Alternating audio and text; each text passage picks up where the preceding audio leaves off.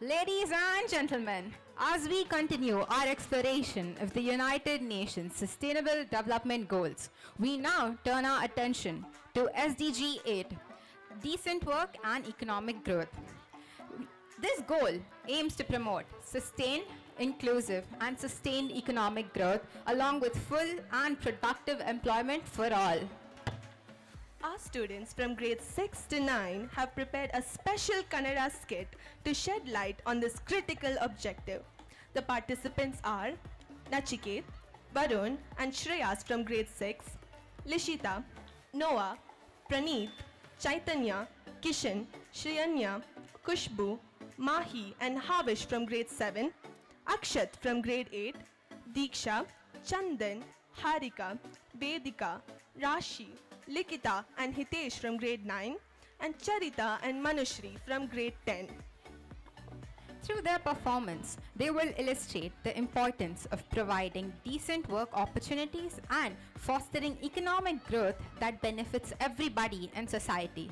Let's put our hands together and welcome these talented students to the stage as they present their Kannada skit on decent work and economic growth.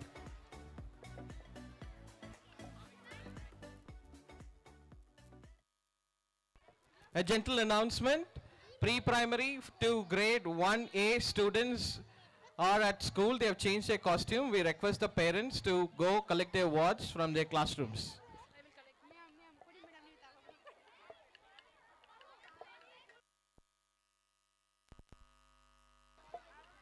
And kindly come back, we have a lot of special shows.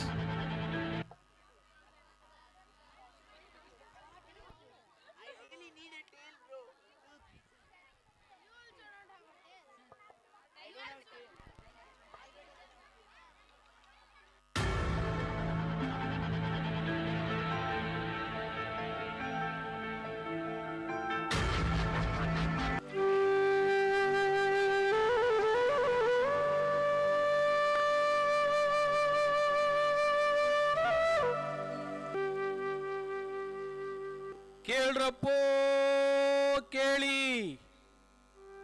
ನಾನ್ ನಿಮ್ಮನ್ನು ಎಚ್ಚರ ಮಾಡ್ಲಿಕ್ಕೆ ಬಂದಿದ್ದೇನೆ. ನಮ್ಮ ದೇಶದ ಗತಿಯನ್ನ ತಿಳಿಸ್ಕೊಡೋಕ್ ಬಂದಿದ್ದೀನಿ. ಏನು ಅಂತ ಕೇಳ್ತೀರಾ?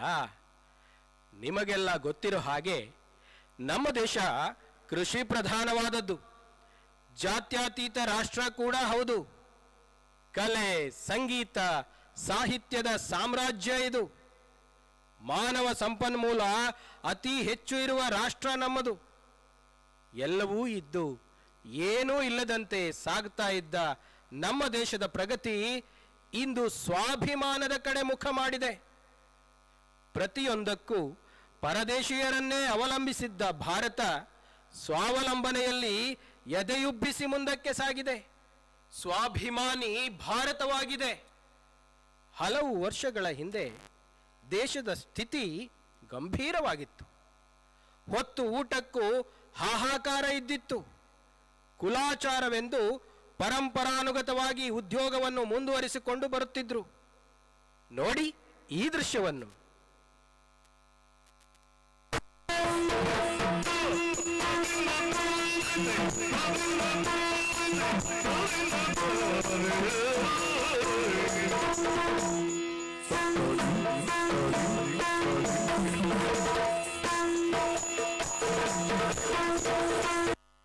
ನನ್ನ ಹೆಸರು ಪರಮೇಶಿ ಅಂತಾರ್ರಿ.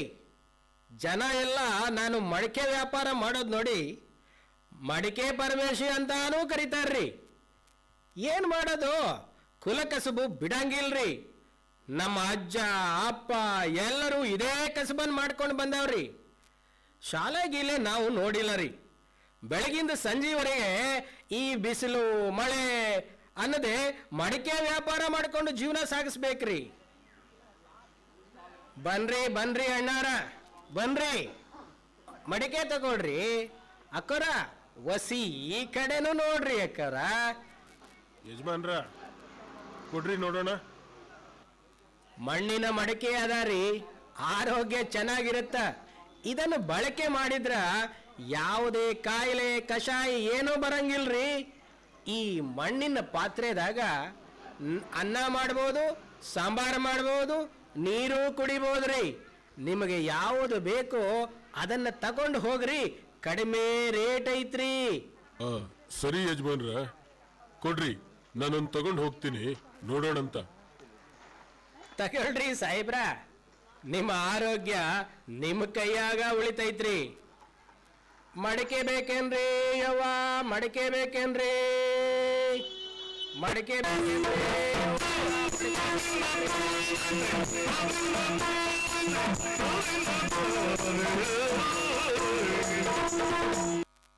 ನೋಡಿ, ಕುಲಕಸಬು ಅಂದ್ರೆ ಇದೇನೆ. ಅಜ್ಜ ಜೀವನೋಪಾಯಕ್ಕಾಗಿ ಮಾಡಿಕೊಂಡ ಕಸುಬನ್ನ ಮಗ, ಮಕ್ಕಳು, ಮೊಮ್ಮಕ್ಕಳು ಹೀಗೆ ಮುಂದುವರಿಸಿಕೊಂಡು ಬರುತ್ತಾರೆ. ಬಳೆಗಾರ ಮಂಜಣ್ಣ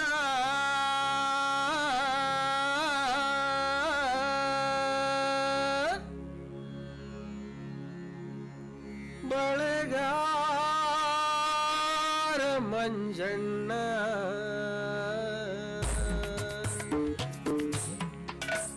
ಬಳೆ ಬೇಕಂದ್ರಿ ಬಳೆ, ಬಳೆ ಬೇಕಂದ್ರಿ ಬಳೆ.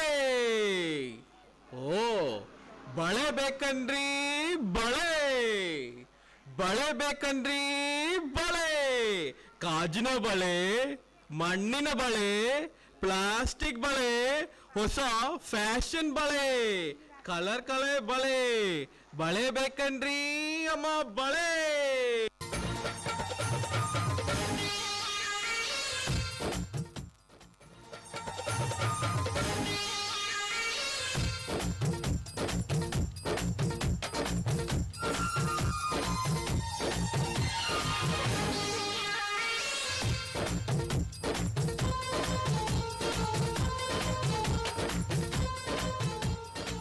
ಮೀನ್ ಬೋಡೆ ಮೀನು, ಗೊಲಾಯಿತರು ಬಂಗಡೆ ಮೀನು. ಮೀನ್ ಬೋಡೆ ಮೀನು ಮೀನು, ತಾಯಿ ಬಂಗಡೆ ಮೀನು.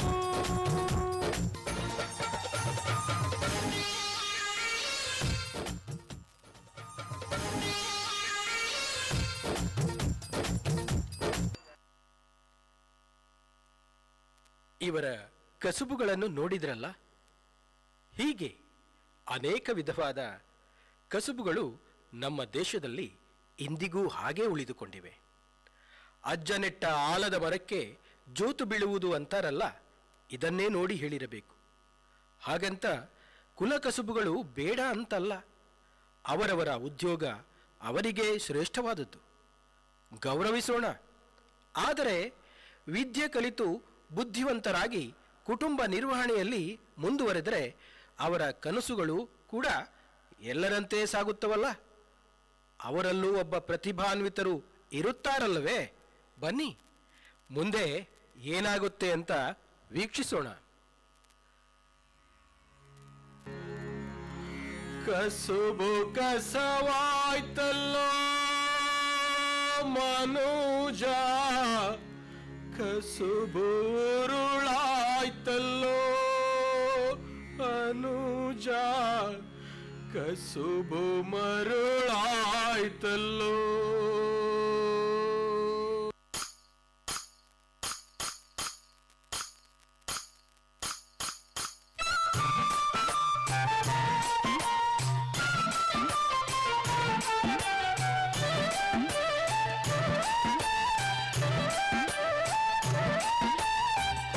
ಕೋಲಣ್ಣ ಕೋಲು ಕೋಲು ಕೋಲೆ ಕೋಲೆ ಕೋಲಣ್ಣ ಕೋಲೆ ಕೋಲಣ್ಣ ಕೋಲೆ ಕೋಲೆ ಕೋಲಣ್ಣ ಕೋಲೆ ಕೋಲು ಕೋಲಣ್ಣ ಕೋಲು ಕೋಲು ಕೋಲೆ ಕೋಲೆ ಕೋಲಣ್ಣ ಕೋಲೆ ಕೋಲಣ್ಣ ಕೋಲೆ ಕೋಲೆ ಕೋಲಣ್ಣ ಕೋಲೆ.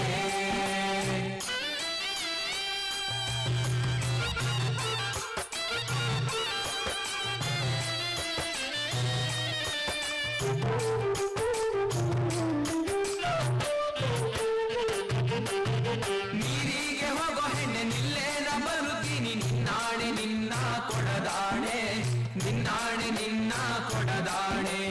ನಿಲ್ಲು ನಿಲ್ಲೆನ್ನವಳೆ ಕರೆದಾವೆ ಕೈಯ ಬಳೆ, ಬೀರಾವೆ ನಿನ್ನ ನಗೆ ಮುಗುಳೆ, ಇರಾವೆ ನಿನ್ನ ನಗೆ ಮುಗುಳೆ ಕೋಲು ಕೋಲನ ಕೋಲು ಕೋಲು ಕೋಲೆ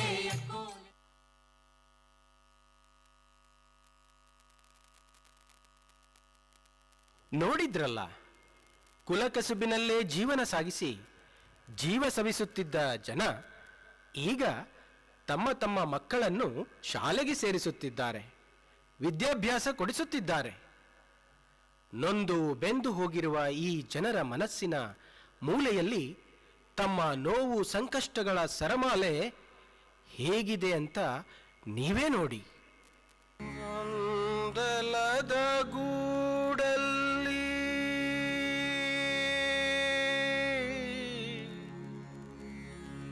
ಚಂದಿರನ ಮರೆತೇವು, ಕಂಚಿಯಂಬಲಿಯೇ ಬದುಕಲ್ಲಿ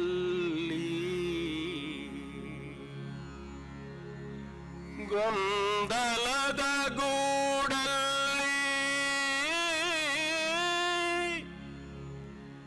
ಚಂದಿರನ ಮರೆತೇವು, ಗಂಜಿಯಂಬಲಿಯೇ ಬದುಕಲ್ಲಿ. ನಮ್ಮ ಹಿರಿಯರು ಜೀವನೋಪಾಯಕ್ಕಾಗಿ ಒಂದೊಂದು ಉದ್ಯೋಗವನ್ನು ಮಾಡಿಕೊಂಡು ಬಂದಾರ್ರಿ. ಅದನ್ನೇ ನಾವು ಅಜ್ಜನಿಟ್ಟ ಆಲದ ಮರ ಅಂದ ತೆಲಿದು ಅದಕ್ಕೆ ನೀರು ಸುರಿದಿವಿ, ಬೆಳೆಸಿಕೊಂಡು ಬಂದಿದ್ದೀವಿ. ಅದೇ ಉದ್ಯೋಗವನ್ನು ನಮ್ಮ ಕುಲ ಕಸುಬು ಒಂದು ಮುಂದುವರಿಸಿಕೊಂಡು ಬಂದ್ವಿ. ಆ ಕಾಲದ ಬಡತನ ಈಗಲೂ ನಮ್ಮನ್ನು ಕಾಡ್ತಾ ಇದೆ. ಸರ್ಕಾರ ಬಡತನ ರೇಖೆಯಾಗ ನಮ್ಮನ್ನು ಅಳತೆ ಮಾಡಿ ತುತ್ತು ಕೂಳಿಗೂ ಅಂಗಲಾಚೋ ಕಡು ಬಡವರು ಅಂತ ಕನಿಷ್ಠವಾಗಿ ಕಾಣ್ತೈತ್ರಿ. ಹುಳು ಬಿದ್ದ ಅಕ್ಕಿನ ನೀಡಿ ಕೈ ತೊಳ್ಕೋತೈತ್ರಿ. ಮನೆ ಇಲ್ಲಾದವರು ಅಂತ ಸ್ಮಶಾನದಲ್ಲಿ ಸರ್ಕಾರ ಜಾಗ ತೋರಿಸುತ್ತಿದೆ. ಇದಕ್ಕೆಲ್ಲ ಕಾರಣ ಏನು ಗೊತ್ತಾ? ನಿಮಗೆ ಗೊತ್ತಾ? ನಮ್ಮ ನೆಲೆಯನ್ನು ನಾವು ಕಂಡುಕೊಳ್ಳದೆ ಇರೋದು. ಗೊಂದಲದ ಗೂಡಲ್ಲಿ ಚಂದಿರನ ಮರೆತೇವು, ಗಂಜಿಯಂಬಲಿಯೇ ಬದುಕಲ್ಲಿ. ಅಂತೂ ನಮ್ಮ ಜನ ಜಾಗೃತರಾದ್ರು ಅನ್ನಿ. ಪ್ರತಿಭಾವಂತ ಮಕ್ಕಳಿಗೆ ವಿದ್ಯಾಭ್ಯಾಸವೂ ಸಿಕ್ತು, ಉದ್ಯೋಗವೂ ಸಿಕ್ತು. ಉಳಿದವರು ಕುಲಕಸುಬು ಮುಂದುವರಿಸಿಕೊಂಡು ಹೋಗೋದ್ರಲ್ಲಿ ತಪ್ಪೇನಿಲ್ಲ. ನೀವೇ ಮುಂದೆ ನೋಡಿ.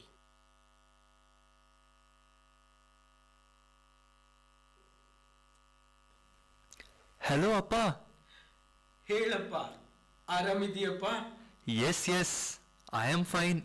ಅಮೆರಿಕದಲ್ಲಿ ಜಾಲಿಯಾಗಿದ್ದೀನಿ. I you fine? ಹೌದಪ್ಪ, ಚೆನ್ನಾಗಿದ್ದೀನಿ. ಅಪ್ಪ, ಒಂದು ಹ್ಯಾಪಿ ನ್ಯೂಸ್. ಏನಪ್ಪ? ನೆಕ್ಸ್ಟ್ ವೀಕ್ನಲ್ಲಿ ನಾನು ನಿಮ್ಮ ಜೊತೆನೇ ಇರ್ತೀನಿ. I have taken work from home. ನನ್ನ ಹೆಂಡತಿ ಮಕ್ಕಳು ಎಲ್ಲರೂ ಅಲ್ಲಿಗೇನೆ ಬರ್ತಿದ್ದೀವಿ. ನೀವೇನು ಹೆದರಬೇಡಿ, ನಿಮ್ಮನ್ನು ಚೆನ್ನಾಗಿ ನೋಡಿಕೊಳ್ತೀನಿ. ಒಂದು ಹೊಸ ಮನೆಯನ್ನು ಸಹ ಕಟ್ಟಿಬಿಡೋಣ. I you happy? ಸಂತೋಷ ಮಗ, ಸಂತೋಷ. ಮಕ್ಕಳು ಉದ್ಯೋಗ ಅರಿಸಿ ಹೊರದೇಶಕ್ಕೆ ಹೋದ ಅಪ್ಪ ಅಮ್ಮನನ್ನ ಮರ್ತು ಬಿಡೋ ಕಾಲ ಇದು. ಆದ್ರೆ ನನ್ನ ಮಗ ನನ್ನ ನೋಡ್ಕೊಳ್ಳಕ್ಕೆ ಬರ್ತೀನಿ ಅಂತವನೆ. ಇನ್ನೇನ್ ಬೇಕಪ್ಪ, ಇನ್ನೇನ್ ಬೇಕು ಈ ಬಡ ಜೀವಕ್ಕೆ? ಆ ಮಗ ಇನ್ನು ಈ ಜನ್ಮಕ್ಕೆ ಇನ್ನೇನ್ ಬೇಕಪ್ಪ? ನೀನ್ ಬರ್ತೀನಿ ಅಂದೆಲ್ಲ, ಅಷ್ಟು ಸಾಕಪ್ಪ, ಅಷ್ಟು ಸಾಕು, ಅಷ್ಟು ಸಾಕು.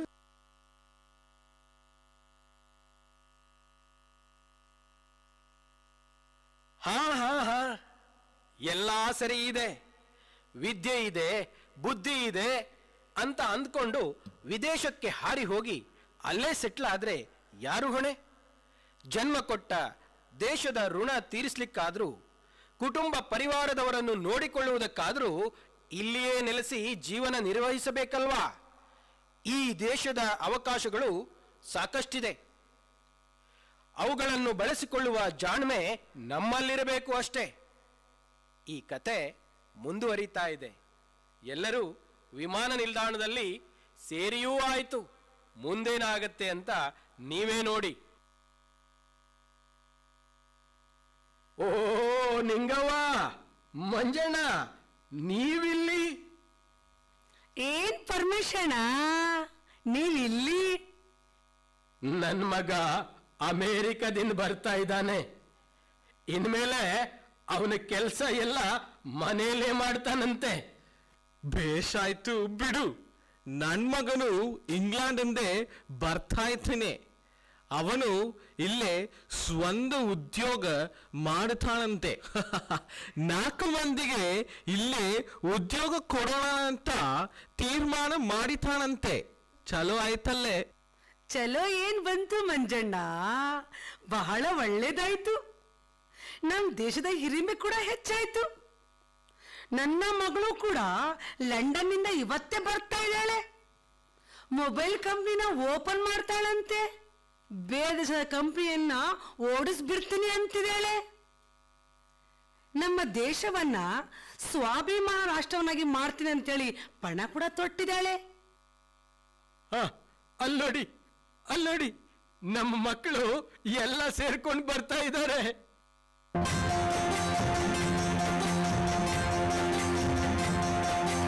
ಭಾರತ ಭಾರತ ಸ್ವಾಭಿಮಾನಿ Bharat,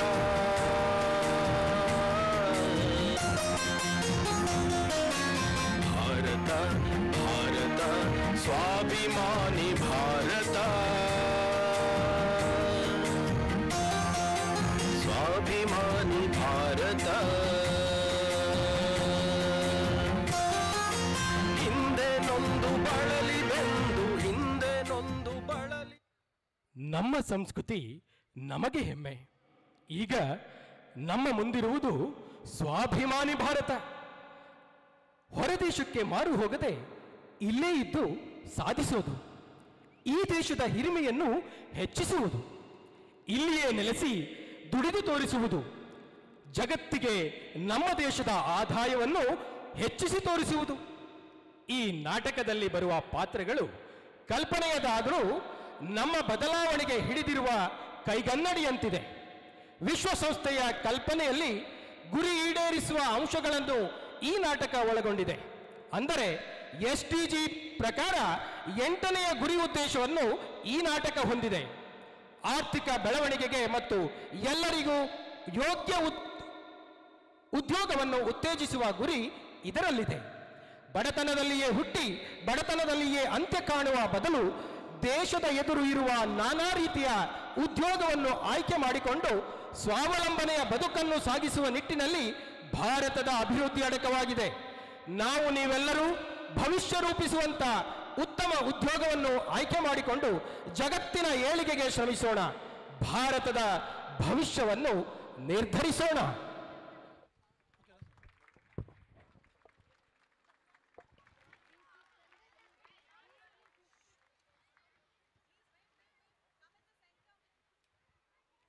What an insightful performance!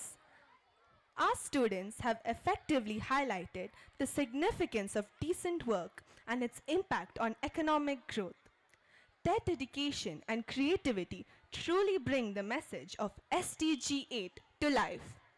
Let's give them another round of applause for their outstanding presentation.